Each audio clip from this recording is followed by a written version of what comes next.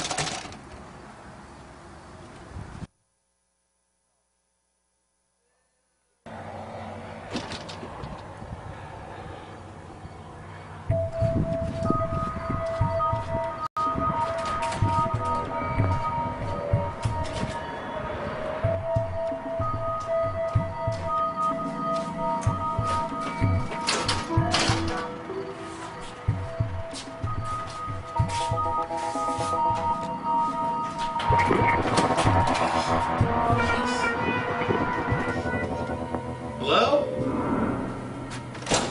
Hello? Anyone here? No. Hello? Where is everybody?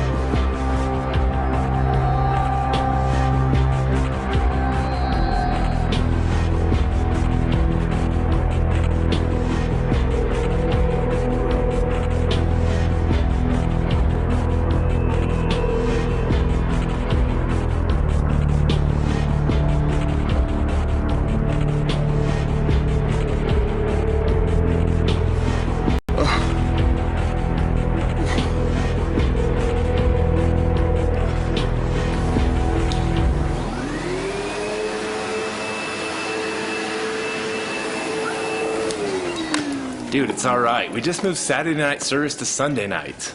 You'll be all right. Oh, and the clothes, those are mine. Got a date later.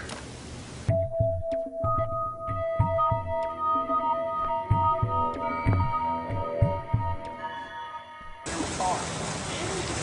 that not suck? You should have borrowed Jerry.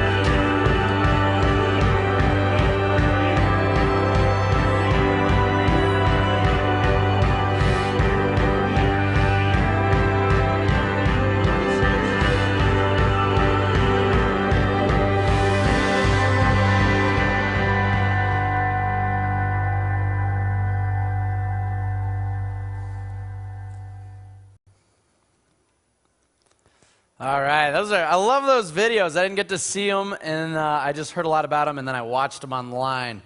So if you watch the bear video again, and you won't see it again here, so you're gonna have to go online to our website, and you'll have to. We put all of our video sermons, we put those all online.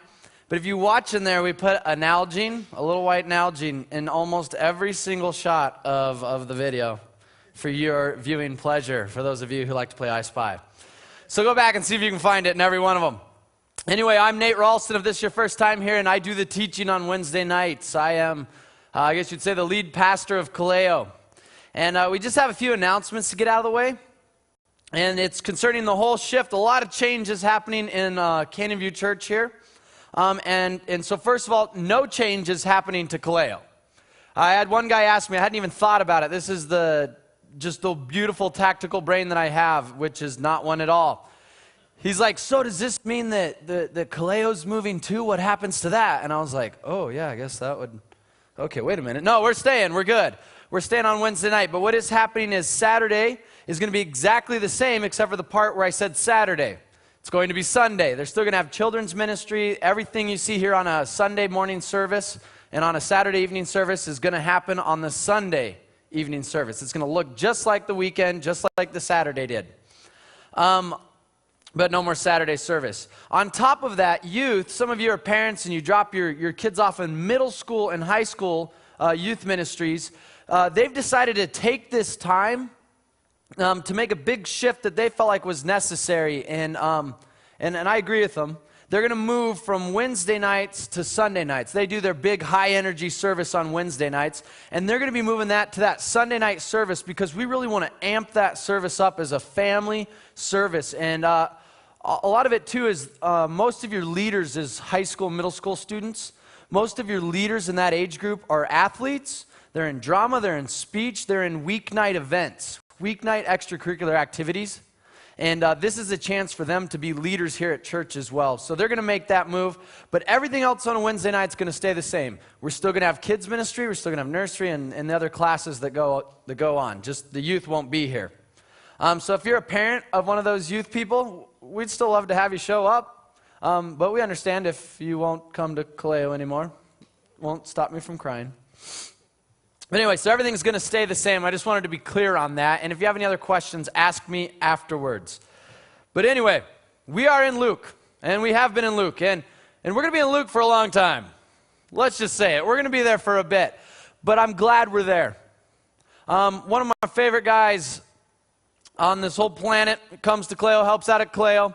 His first night, he wasn't a church guy, and his first night here was my first night doing Wednesday night. I mean, I'd spoke when it was Paul's service and it was the door, but the first night that it was my service and it was my thing, he showed up. Never goes to church. He shows up. He sits in the back in what we called the smoker section back there, because we used to have chairs that line those back little sections, even all the way against the wall, and we call it the smoker section. And he sat back there in the smoker section and just kind of one arm up on the chair, just eyeing me, you know, probably sizing me up. Deciding if he could beat me in a fight. Answer's yes. And we had put out this invitation that night that anyone who wanted to could meet us at Starbucks the following day for coffee. He was the only one who showed up. He shows up and he goes, man, I'm not really into church. You know, I'm not a big religious guy and everything. He goes, but I liked your service. Because I like the way you talk about God. And you know what I really liked is that you didn't talk about Jesus very much, because that's weird to me. Well, that's good for him. But see, I'm a pastor. And I'm supposed to be teaching about Jesus. And he said, I like you don't talk about him. And so that was a bit of an F on my report card. But that kind of is the reason that we're in Luke and that we're planning on being in Luke for a while is that we want to know who Jesus is. If we ever think that we've got the corner on this knowledge of Jesus, that we know everything about him, we fool ourselves. Jesus, if you read John's gospel, he's very clear, but he's also trying to draw his Hebrew audience in, so it's not as clear to us. But he's very clear in saying that Jesus was there during creation. In the beginning, right? And we know that from Genesis. We've all heard that, even if we're not church kids. In the beginning, there were the heavens and the earth and blah, blah, blah, right? And he talks about creation in Genesis 1. But John starts out, in the beginning, there was the Word. And we find out that the Word is Jesus. And he wants to be very clear that Jesus was in the beginning when the world was created. And then you see Paul says that through Jesus all things were created. And so Jesus is infinite. He's eternal. He's fully man, fully God. He is God in the flesh when you read Paul's writings. And so there's so much to know about Jesus that we can't possibly know everything about him. And that's what's going to make heaven great, is we're going to get to spend eternity getting to explore more and more of who he is and his character and his nature and his greatness. And so I was really motivated because we hadn't done a gospel since I'd taken over Wednesday nights. And so I was really motivated that we would do a gospel and that we would spend time learning who is Jesus and what is his ministry. You've probably heard us ask those questions. And so as we spend a long time in Luke, just know that's why. Are we tired of Jesus? Like, why would we get out of it? You know, like we just, we're done with Jesus. Let's move on to Siddhartha. Go.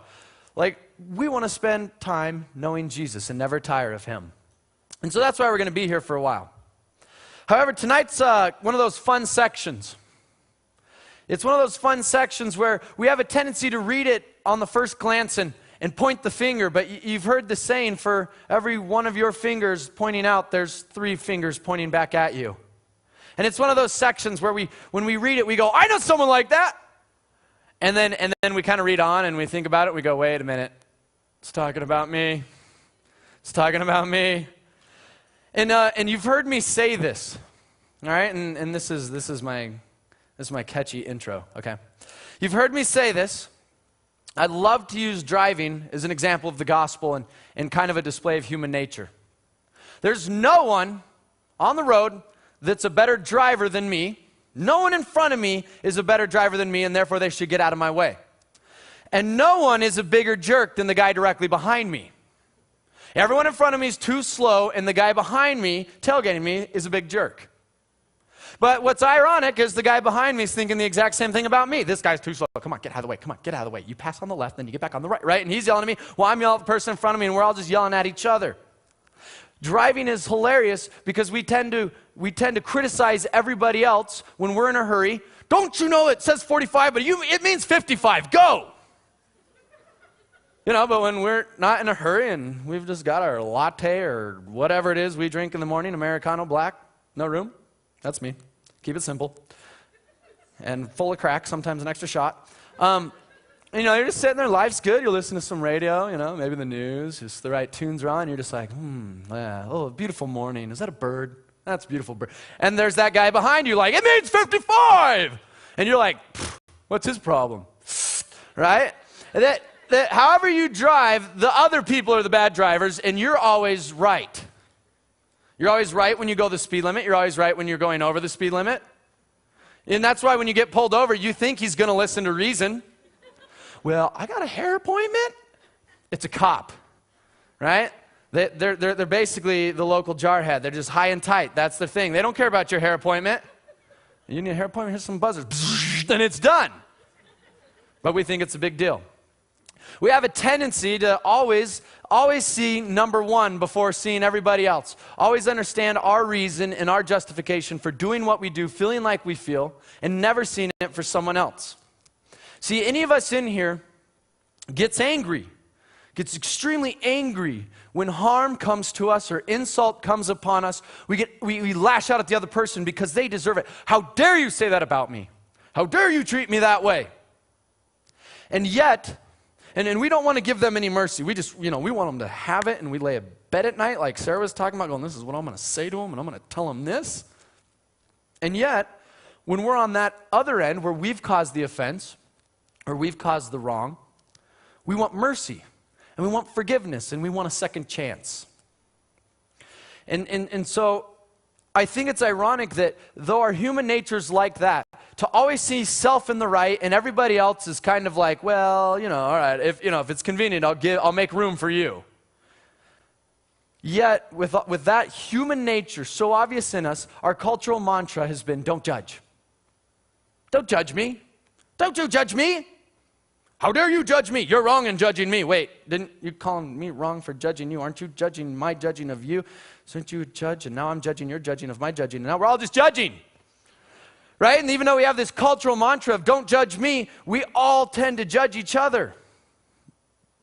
This is what I think is just so ridiculous about politics. And like I've shared, both sides are on both sides of the spectrum. And so I'll sit at dinner at one house, and it's not like this anymore as much as it used to be, but I'll sit at home at one night, and they'll rip on the one side and how dumb they are, and how we're the moral, and we got the right beliefs and the right system, and it'll be like, oh, okay, man, they really believe that. They're the bad guys, they're the good guys, but then I'll go over for dinner over here, and they'll be like, can you believe those guys? They just don't care about anybody, and they don't have any morals, and we're their values, right? They call themselves the values, right?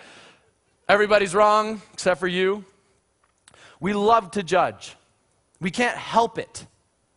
We actually, as much as we think we hate it, I think we like when other people judge us, because then it proves that they're wrong. And so Jesus is going to, we've caught him in the middle of one of his most famous sermons. It's in Luke's gospel, and it's the Sermon on the Flat, because you see earlier on in this chapter, he descends from a hill and then gives a sermon. And in Matthew's gospel, he gives the same sermon, but longer, and he goes up onto a mount, and he gives the sermon. And maybe you're like, oh, that's inconsistent. How many preachers do you know who go around and they preach the same sermon? Jesus is a circuit preacher. He travels around from town to town preaching the kingdom of God. And this is his favorite sermon, because he repeats a different version of it, similar content. And so we are in his favorite sermon. It's the greatest sermon ever, because it was taught by Jesus. And Sarah did a really good job. And we learned that those who make much of themselves, God will make little of them. But those who make little of themselves and consider themselves small, God will make much of. Blessed are the poor, for the kingdom of heaven is yours. Blessed are those who hunger, for they shall be filled. Right? Blessed are the lowly, basically, for they will be brought up. But then he turns around and he says, woe to you, warning to you, if everything's cool and you got it all together, because there's going to be one day where it's going to be stripped from your hands and you're going to have nothing together. And woe to you if everybody likes you, because in the end, all you've ever done is just kissed up to everyone and you're hollow and not a person of character. That's my interpretation anyway. And so we see that Jesus loves to make much of those who have little to be proud of. And he loves to bring down those who bring themselves up. And this will be a theme throughout the whole gospel. Throughout the entire gospel, he will say, those who exalt themselves will be humbled, and those who humble themselves will be exalted.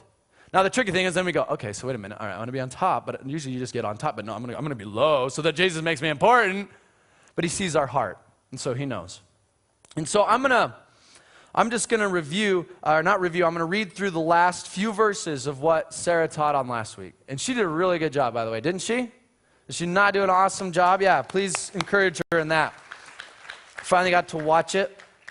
And the reason why is because what we're going to learn today feeds back in, because this is all one sermon of Jesus. These are not separate teachings on judging, separate teachings on the Beatitudes, a separate teaching on loving your enemies and what a fruit tree does. It's one sermon meant to come together. And so this is how it ended last week. We're in Luke chapter 6, and I'm starting at verse 32. If you love those who love you, what benefit is that to you? For even sinners love those who love them. And if you do good to those who do good to you, what benefit is that to you? For even sinners do the same. And if you lend to these from whom you expect to receive, what credit is that to you? Even sinners lend to sinners. I love it, sinners. To get back the same amount. But love your enemies and do good and lend, expecting nothing in return, and your reward will be great. And you will be sons of the Most High, for he is kind to the ungrateful and the evil. Be merciful, even as your Father is merciful. I believe his continual repetition of the word sinners in that is on purpose.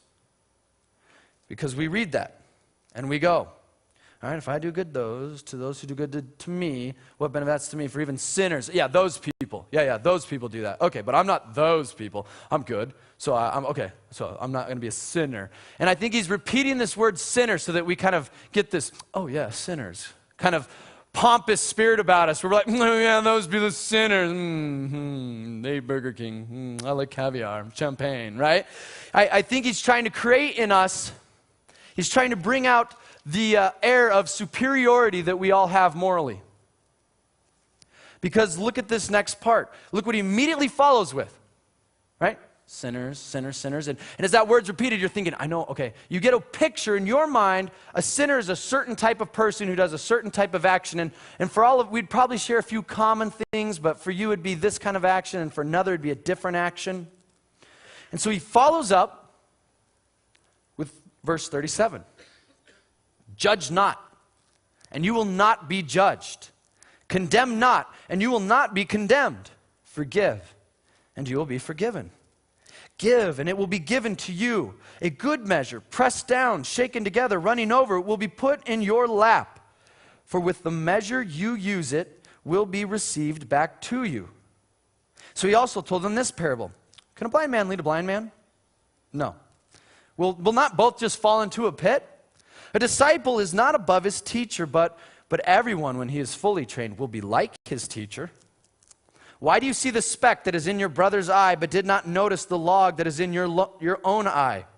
How can you say to your brother, Brother, let me take that speck that is in your eye, when you yourself do not see the lumberyard that is in your own eye? You hypocrite. First take the log out of your own eye, and then you will see clearly to take out the speck that is in your brother's eye. All right, jumping back up to verse 37, this is a favorite text of people who aren't in church. They love this text. See, church people don't like this text because they're on the in crowd. They're the country club members, right? We all wear the same sweaters and we talk the same talk and we put up walls to keep those commoners away from us. And so it's the commoners, the people outside the church. I'm not saying that they're actually the commoners and we're really actually better. Don't interpret it that way. You'd be wrong. Okay.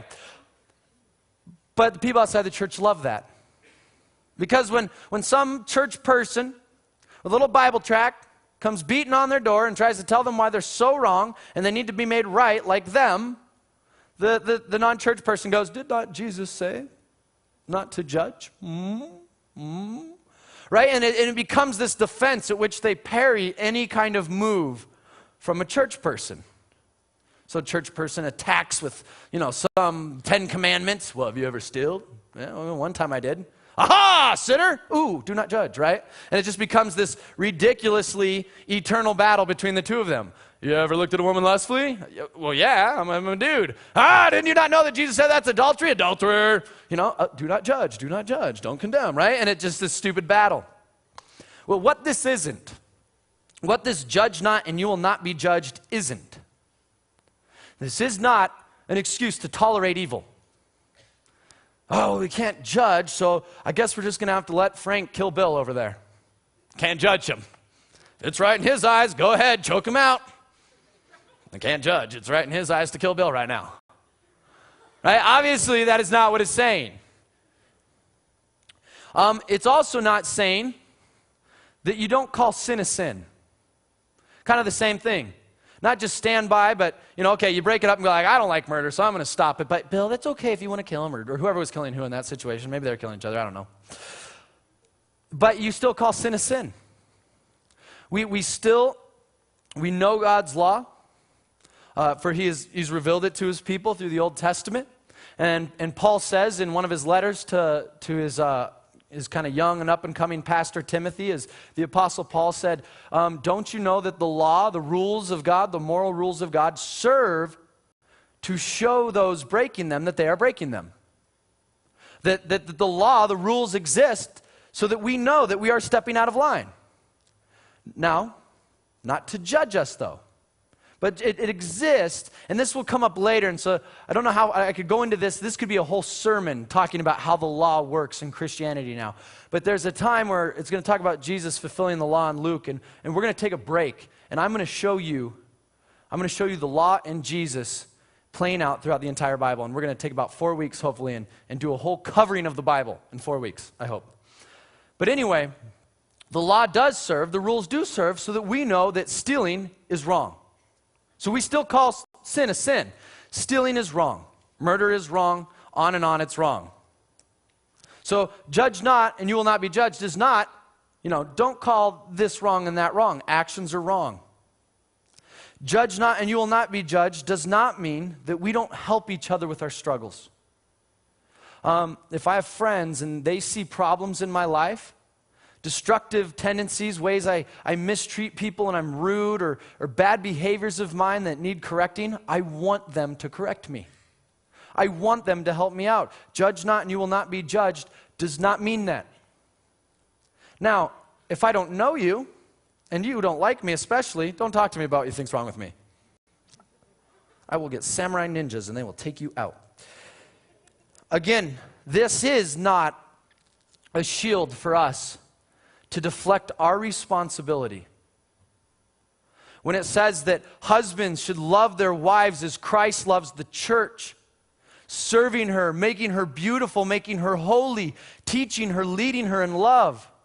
Husbands do not get to use judge not and you will not be judged as an excuse to sit at home on the couch, eat potato chips, and play Xbox all day, while their wife pays the bills, raises the kids, and takes up all responsibility. Judge not and you will not be judged does not get to be used as a shield for that guy.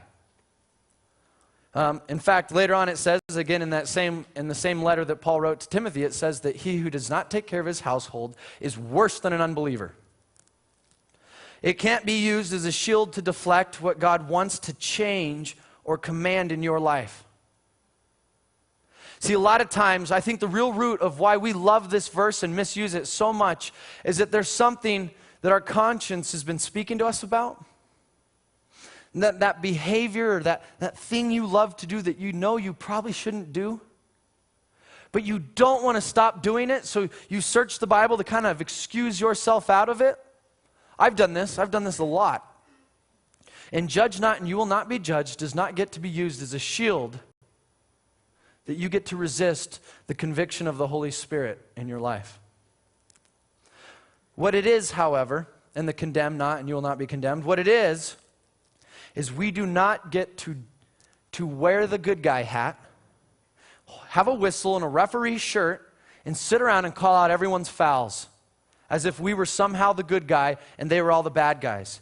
We do not get to sit around in this pompous, arrogant attitude of, I've got it all together, and just blow whistles at everyone else while we don't work on ourselves.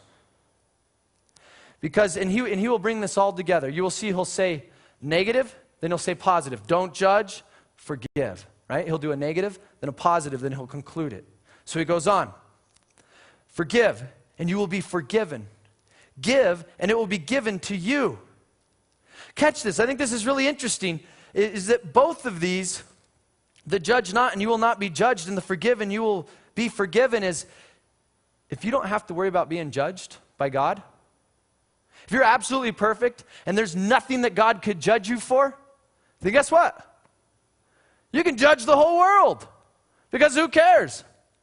If I was perfect, and that's a million years, but if I was perfect, I could sit around and judge all you guys, be like, losers, you're all losers, and then stand before God and be like, what up? What are you going to blame me for? Got it all together. Right? This is not a warning to anyone who's perfect. And forgive and you will be forgiven. If you don't need to be forgiven of anything, if you've never done anything wrong, you've never sinned, you've never hurt anyone, and you don't need forgiveness for anything, then you get to withhold forgiveness, actually. Because you don't need forgiveness. Forgive, and you will be forgiven. Well, I don't need forgiveness, so I'm not going to forgive. And give, and it will be given to you. Well, I am self-sustaining and don't need anything from anyone, so I'm not going to give anything to anyone. But look what Jesus says to conclude it all. He says that good measure, pressed down, shaken together, running over, and he's talking about wheat or grain. He's talking about when you go and you buy grain and they're going to get the full measure of what you paid for. You paid for the full size, and so they're going to put it all into the container, and they're going to push all of it down, and then they're going to shake it to make sure it settles, and it's going to be over the top. I mean, it's going to be the full measure. The full measure by which you judge, you will be judged. The full measure by which you forgive, you will be forgiven. Not an ounce of forgiveness, Jesus is saying, will be lacking that you gave to someone else. And not an ounce of judgment that we judge other people by will be lacking from the judgment God brings us. Good measure, pressed down, shaken together, and running over will be put into your lap, for with the measure you use it will be measured back to you. That's kind of a frightening passage, isn't it? I mean, I could just think of my own life. I can think of a time when I sat in my car, this was in college, with a girl that I was dating, and I went off on a friend. He was living with his girlfriend, I suspected. And I mean, to her, I was venting to her, and he was in another state, but I was like, I think they're living together, and I went off on how terrible he was, and how wicked and horrible he was. And when I got done, she got like really awkward, and I was like, why, what's up? And she's like, well, when you parked the car, I kind of wanted to talk to you about what a jerk you are. And how mean you are, and how much you talk bad about other people, and how much you gossip, and how harsh you are. And that was just a knife of conviction. Because here I was just going off on how terrible they were, when she had the full intentions, if she'd have gotten the first word in, to tell me, to kind of call out some stuff in my life. And then that brought weight to this. Because all I wanted to do was point to his problems. I want to point out what's wrong with him. I don't want anyone looking at me. Let's talk about what's wrong with you, not what's wrong with me. But when it was brought to me, I realized that measure for measure, I didn't measure up. That all of that judgment I heaped on my friend, when she spoke up, just went boom, right back on me. And so he goes on. He also told them a parable. All right. If you need trouble with this one, or if you need help with this one, you got a lot of problems. You need to play some more Sudoku or something. Can a blind man guide a blind man? Will they not both fall into a pit? All right, now that's not one where he paused dramatically. Can a blind man lead a blind man? Yes, Peter, what's your answer? It wasn't meant to be like that. And then it's Peter. No, wrong. He can't. Peter, come on. Stick with it. They'll both fall in a pit, Peter.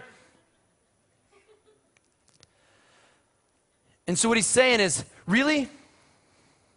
Can a sinner really be the referee for another sinner? Can he really tell him how it works out? All on his own? All in his own power? Well, let me tell you how I did it. Have you ever seen someone in debt up to their ears? Or someone with deep, deep issues in growing up? Have you ever seen the person in debt be a financial manager? Or someone with deep, deep issues become a psychologist? And on and on and on. Or a loudmouth, arrogant, jerky guy become a pastor? Do we really have the moral ground to stand around, to knock on people's doors and treat them as if, because we know Jesus, we are somehow better than them? Sinners. And yet, it's so often, it seems like we are on that giving end of judgment. We're handing out judgment like candy at a parade. And as a result, they're getting ran over. Which is actually an analogy that works. Think about it. And it's amazing that so far, just going off what we've learned about Jesus, he loves the least. He loves the lowly, the pathetic, as it were. For his entourage, he's going to call the most illiterate, the poorest, the least important, and the biggest sinners, and the dirtiest. He's going to call them to his service. And they're going to follow him. And so this Jesus that we've learned about, and that we say we follow him too, we like that. He calls the lowly, and he calls those who are sinners, and he calls those who are dirty in the religious eyes that us who follow that guy can turn around and stand on a platform and start pointing out people. What's wrong with you? Pathetic, dirty, disgusting. It so amazes me. There's nothing that's more of a paradox, more of an oxymoron than an arrogant Christian. That's why I make fun of myself all the time, because pride is one of my biggest problems. So I just mock myself to keep myself down a few notches. And then when you laugh, it confirms that I'm actually prideful. And you're like, ha, it's funny because it's true. Jerk. Oh, right? Psst, which is good. Deflate. But there's nothing more oxymoronic than an arrogant Christian, than a proud Christian who can stand and look at their life and look at their family and look at their house and their job and go, look at what I've done. Come to church, and one day you'll be like me. And we may not say that verbatim, but that's what we portray so much. We sit there just leaned up against the cross. What up? You need this. Me and the old cross just hanging out. You might want to come here on your knees, though. It should be us kneeling at the cross, at the foot of the cross, bawling our eyes out over our own wickedness and over the amazing covering of God's love, going, you got to join me. This is great. Oh, this is awesome. I need this. This is good. You should join me because it's so good. He's so good. Not, come on if you can, arrogantly. Because we are blind, and only by Jesus now can we see. I think they wrote a song about that once. And so he says the disciple's not above his teacher. We're not better than Jesus. That's what he's saying. You claim to follow Jesus, you're not better than Jesus. And we're like, well, no, duh. But everyone, when he is fully trained, will be like his teacher. All right, now earlier I said if you were in no need of forgiveness at all, you wouldn't actually have to forgive because you have no fear of not receiving forgiveness from God because there's nothing you need it for. Maybe that was confusing. If you were perfect, you wouldn't need God's forgiveness. And therefore that warning of forgive and then you'll be forgiven wouldn't matter to you. Wouldn't matter to you at all because you'd be like, I don't need forgiveness. So it doesn't matter if I forgive or not. Well, Jesus was perfect. Jesus was the only man who ever walked the earth, or woman, human being, who did not need forgiveness. He did not need to be forgiven of any sin, of any wrongdoing. He did not need to be in fear, therefore, of any judgment from God because he was perfect. Standing before the court of God, God looks down and goes, perfect son, nothing's wrong with you, innocent. Go ahead. There's no guilt. And yet, Jesus forgave. Jesus, who could have not forgiven any of us and still didn't have to worry about it from God, still forgave. Jesus, the only one who could have judged because he's the only one who was perfect, walked the earth and didn't judge. He says in John 3:16-ish, right around there. It's actually right before he goes, I didn't come to judge you. I didn't come to judge you at all. I came to save you. And then he says, for if God so loved the world, he gave his only forgotten son, and then you got it on your bracelet. And I think it's amazing. And we're not above Jesus. And if Jesus, who's perfect, could forgive imperfect people, then we, who are terrible, have no choice but to forgive. He did not withhold forgiveness. We are not better than him, we're worse. Therefore, we will give it out even more freely as if that were possible. We are unable to condemn. Because if we stand before God, we deserve condemnation, and yet he did not condemn us but died to save us. And so that much more we have to hold back from condemning others. There's a parable of the unforgiving servant who owes his master $1 million, we'll say. I'm not going to get into the details, but it's a lot of money. It's $1 million, more than he could ever earn in his life. He owes his master. And he comes in and the master's like, dude, you owe this to me. You're going to go to jail. And he falls on his knees and he begs his master. He goes, please, please, please, don't, just let me try to pay you back. Just let me try to work really hard and earn some money and get it back to you. I promise by all my work, I'll earn back the debt. And the master, who's God, in case you're wondering, in this parable goes, you know what? How about we just forget the whole debt thing? You're forgiven. You don't need to pay me back. No more debt. And then the servant goes out, clicking his heels, walking down the street, and then he sees a guy who owes him $10 from a poker game the night before. And he calls the cops and goes, that guy stole money from me. He owes me $10. And the cops arrest him. They go, what should we do? Throw him in jail and beat him. So they beat him and throw him in jail. And when the master finds out that the man who was forgiven $1 million could not forgive an equal of his, he said, kill him. Wipe him out. Beat him and kill him. For he does not belong in my household. That's where I find it so amazing. We walk around and we claim to know the forgiveness of God. We sing the songs of amazing grace and how this wretch like me was saved. And then we turn around and we go, how dare you, to other people who do nothing.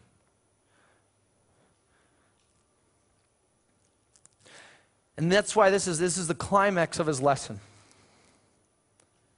41. Why do you see the speck that is in your brother's eye, but do not notice the log that is in your own eye? Right? How can you say to your brother, which is kind of a funny, think about this for a second. You've been to the eye doctor. If they have bad breath, you know it. Right? They're like right here in your face with that thing.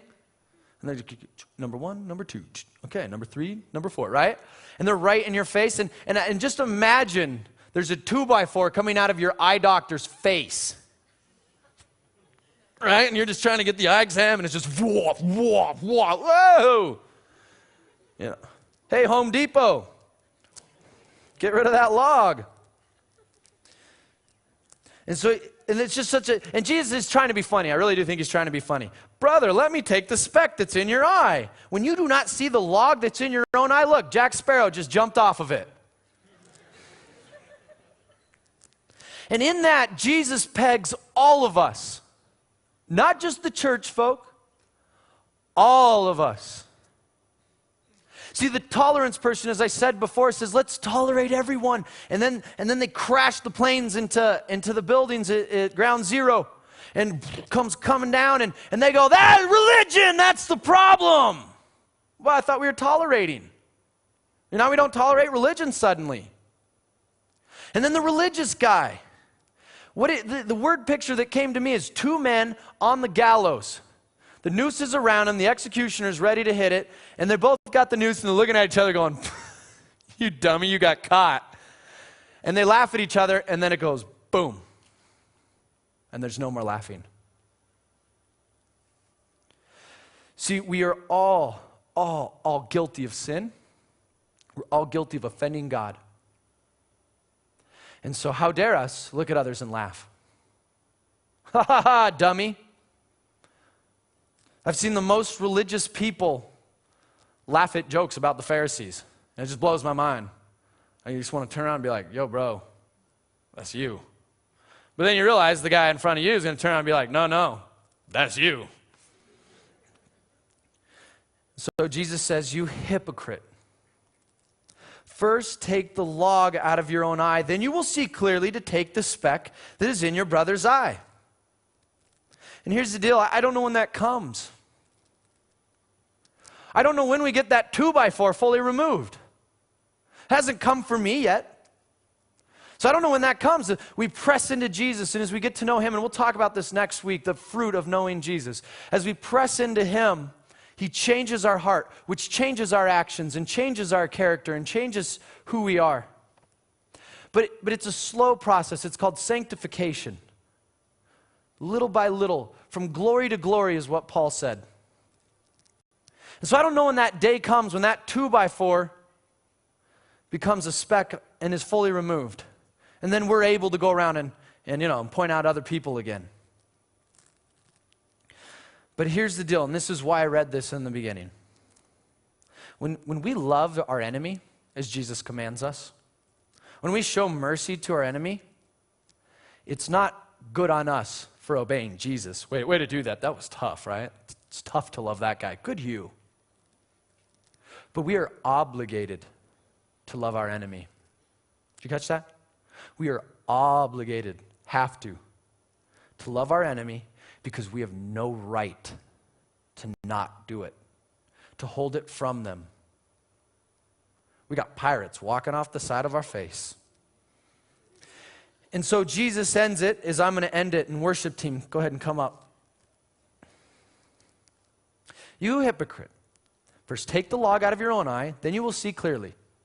What is he saying? He's going to say this a lot to people who ask him questions. Guy will come up and be like, so how many of these losers are going to make it in the kingdom of God?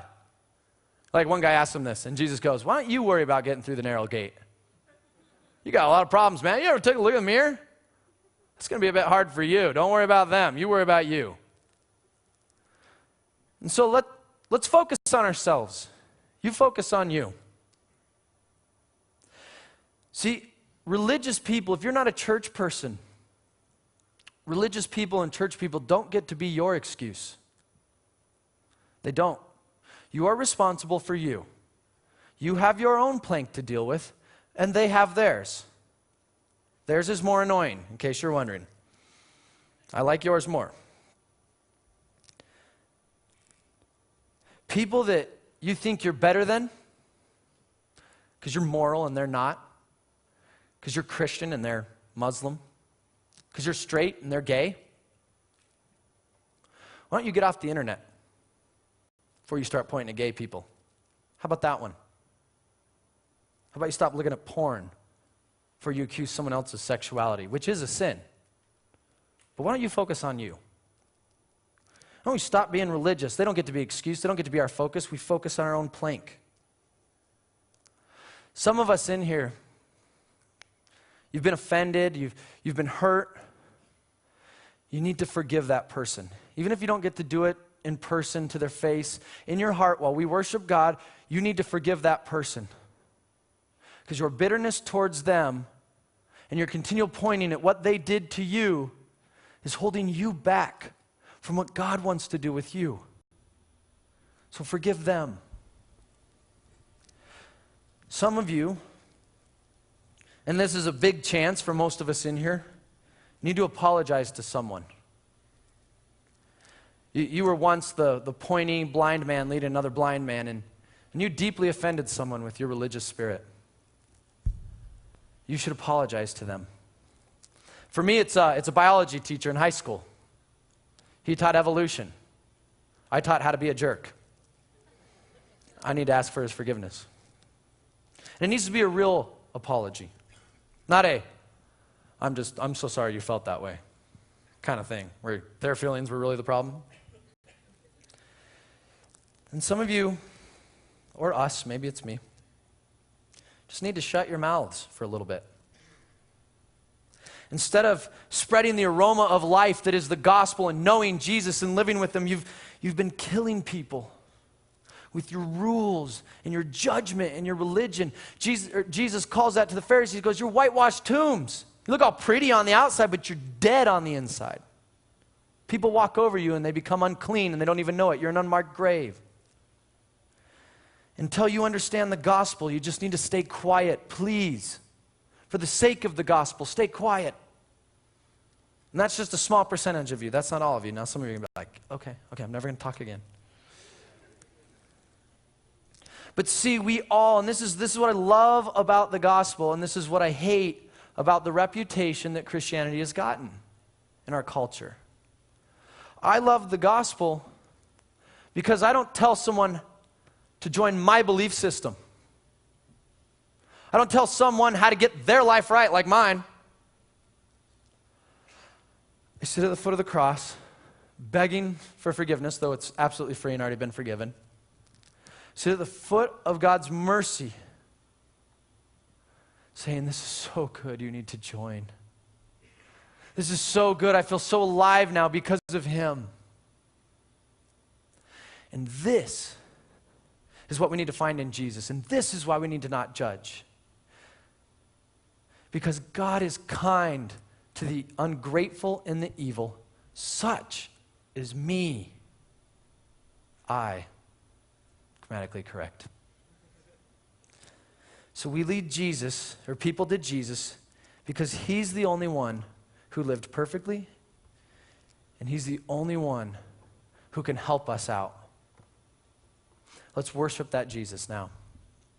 So let's go ahead and stand, or you can sit if you want, if you need to contemplate and meditate.